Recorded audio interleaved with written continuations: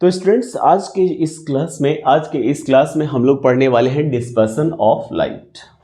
इससे पहले हम लोगों ने पढ़ा था लेंसेज के बारे में, और लेंस को हमने कहा था कि ये कन्वर्जिंग और डाइवर्जिंग लेंसेज हैं, और कन्वर्जिंग और डाइवर्जिंग लेंसेज के होने के पीछे हमने रीजन बताया था कि जो ये रेज ऑफ लाइट होती हैं, जब वह एक मीडियम से दूसरे मीडियम में जो है वह एंटर करती हैं तो वह स्पीड को चेंज करती हैं।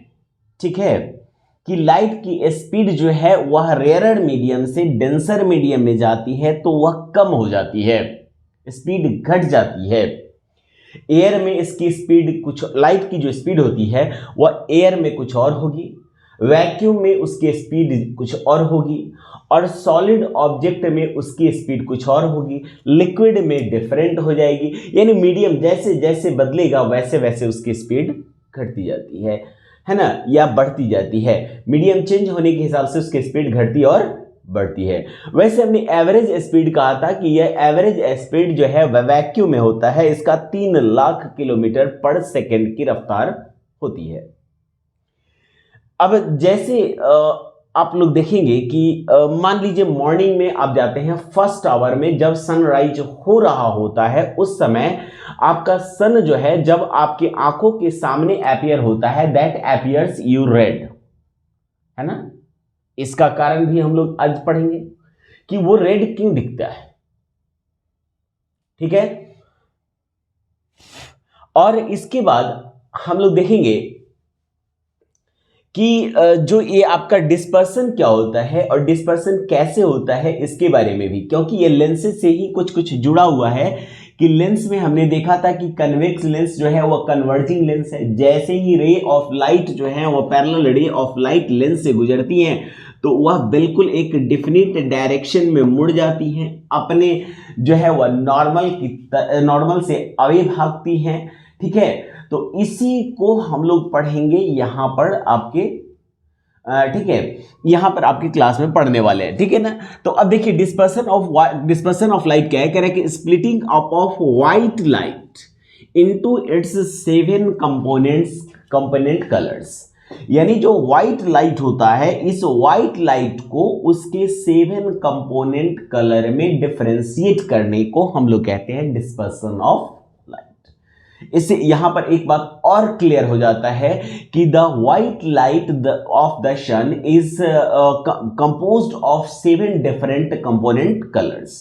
ठीक है, इसको हम लोग स्प्लिट करने के लिए, इसको हम लोग बांटने के लिए एक डिवाइस का यूज करते हैं, एक ट्रायंगुलर डिवाइस का यूज करते हैं, और इस ट्रायंगुलर डिवाइस का नाम हो जाता है प्रिज्म। क्या नाम हो जाएगा? प्रिज्म नाम हो जाएगा। याद रखिएगा, प्रिज्म नाम हो जाएगा इसका। ठीक है, अब इस प्रिज्म का क्या इस्तेमाल करेंगे, कैसे इस्तेमाल करेंगे? तो देखिए इसमें क्या करते हैं कि हम एक सन रेज की एक रे को, है ना, इसमें एंटर कराते हैं। एक रे को जो है यहां पे एंटर करवाया भाई, है ना।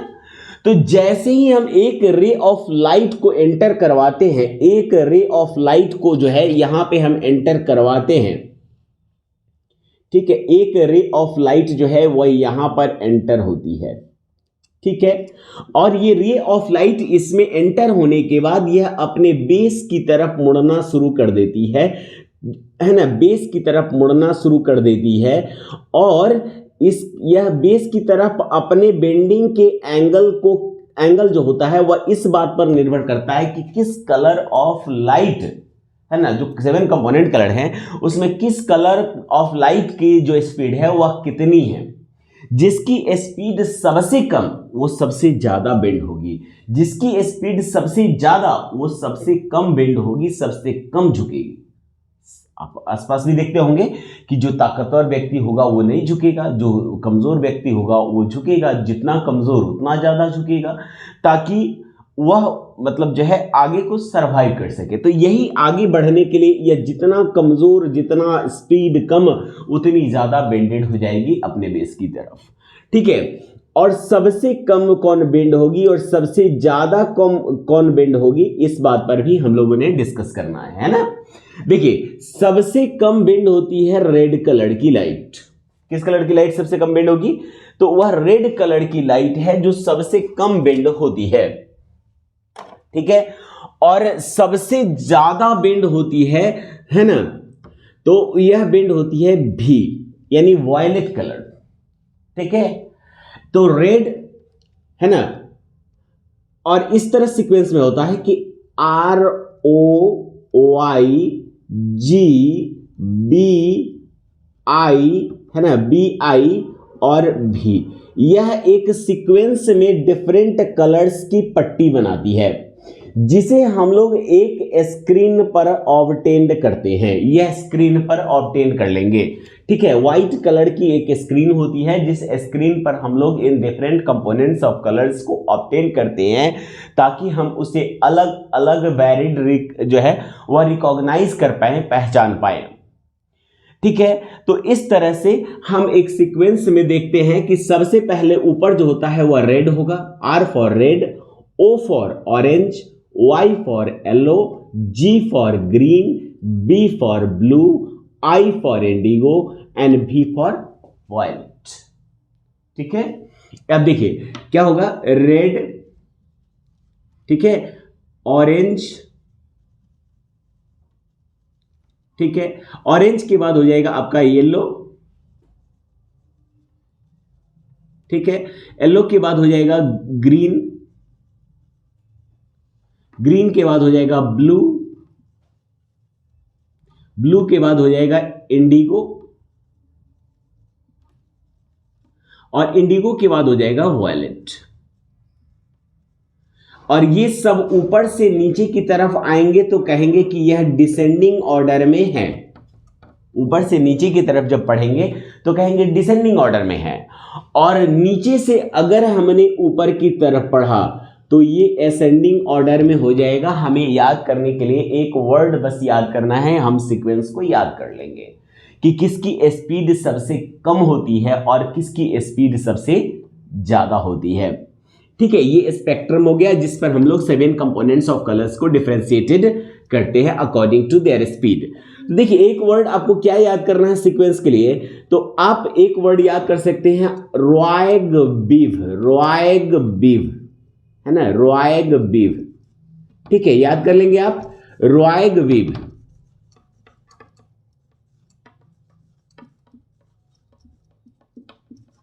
या तो आप याद करें रॉयगबीव, या आप याद कर सकते हैं, तो ये जो रॉयगबीव होगा वह हो जाएगा असेंडिंग ऑर्डर में। रॉयगबीव किस में हो जाएगा? असेंडिंग ऑर्डर में। और डिसेंडिंग ऑर्डर में आप याद कर सकते हैं विबजियोर, VIBGYOR, विबजियोर, ठीक है। इस वर्ड को आप याद कर लें तो आप आसानी से देख सकते हैं स्पेक्ट्रम में 7 कंपोनेंट्स ऑफ कलर्स को डिफरेंशिएटेड होता हुआ।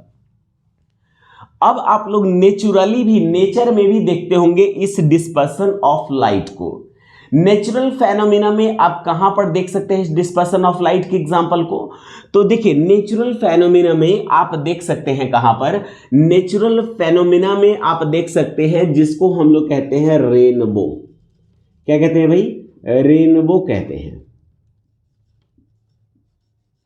ठीक है। रेनबो जो फॉर्म होता है जिसे हम लोग हिंदी में इंद्रधनुष कहते हैं, यह भी डिस्पर्सन ऑफ लाइट का ही एक एग्जाम्पल है जिसमें आपको कुछ कंपोनेंट्स ऑफ कलर्स दिखाई देते हैं due to the presence of clouds. आपको clear and white background available नहीं होता तो आप बहुत सारे कलर्स को आइडेंटिफाई नहीं कर सकते हैं। हाँ, कुछ कलर्स जैसे कि रेड हैं, येलो हैं, ब्लू है, ग्रीन है, ये सब कलर्स रिकॉग्नाइज हो जाते हैं, लेकिन बाकी के कलर्स रिकॉग्नाइज नहीं होते हैं, है ना।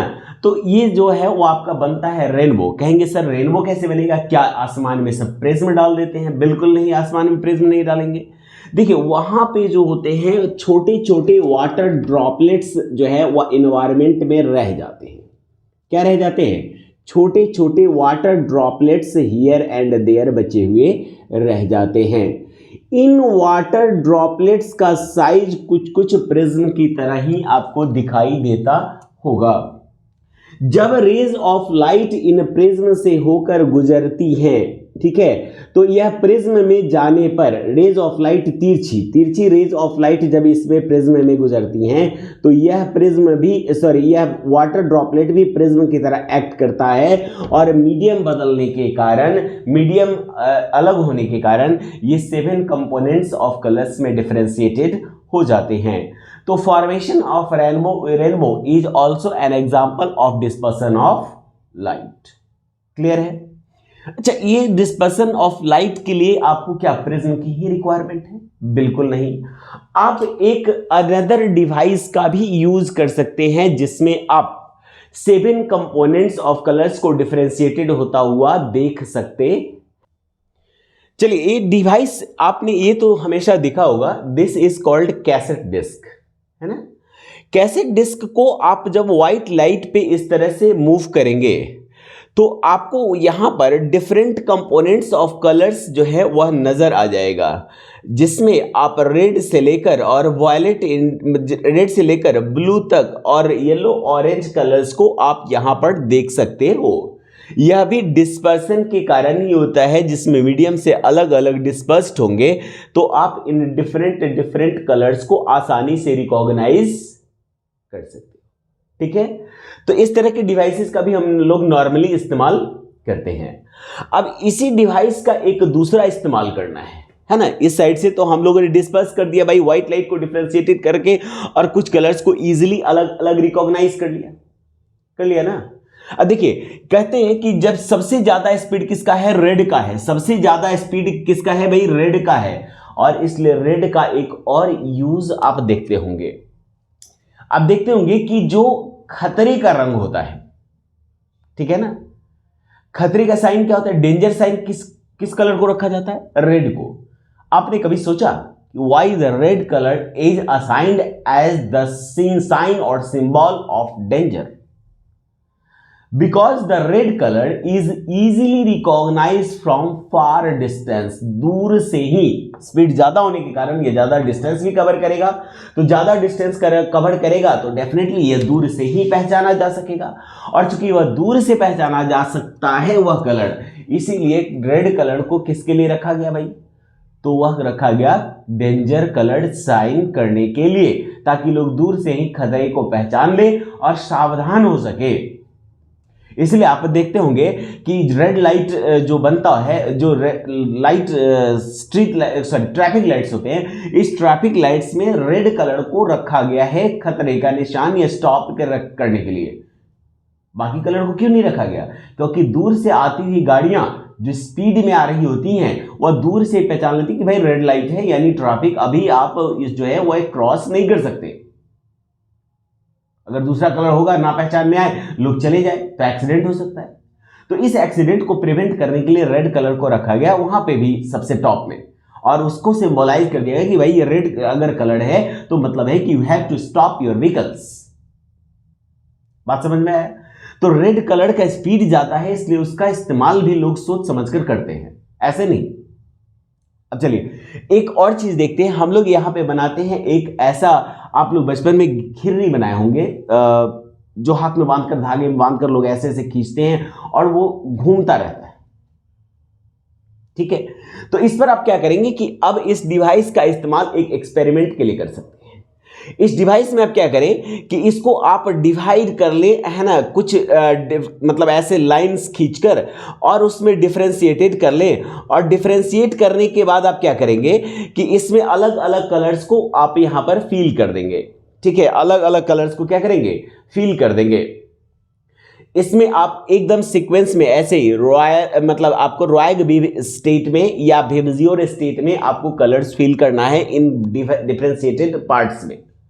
और जब आप इसे तेजी से घुमाएंगे, क्या करेंगे? तेजी से इसे घुमाएंगे तो यह क्या होगा कि आप जो कलर्स, डिफरेंट कलर्स जो है वह यहां पे फील किए हैं, वह कलर्स आपस में क्या होंगे? वो आपस में मिक्स होकर आपको वह डिस्क जिसमें को आपने कलरफुल बनाया था, वह डिस्क आपको अपीयर होगा व्हाइट में।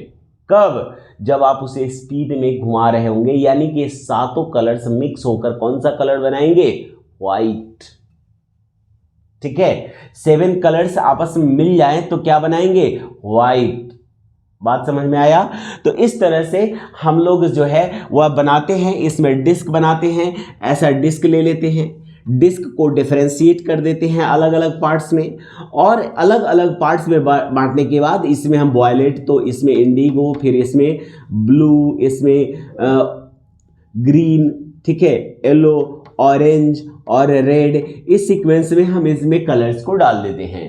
और जब इसको नचाएंगे, इसको तेजी से घुमाएंगे, तेजी से स्पिन करेंगे, तेजी से स्पिन करेंगे, तो स्पिन करने के समय ये सारे कलर्स मिलकर हमारे लिए एक खास कलर अपीयर करेंगे जो हम लोग कहते हैं व्हाइट।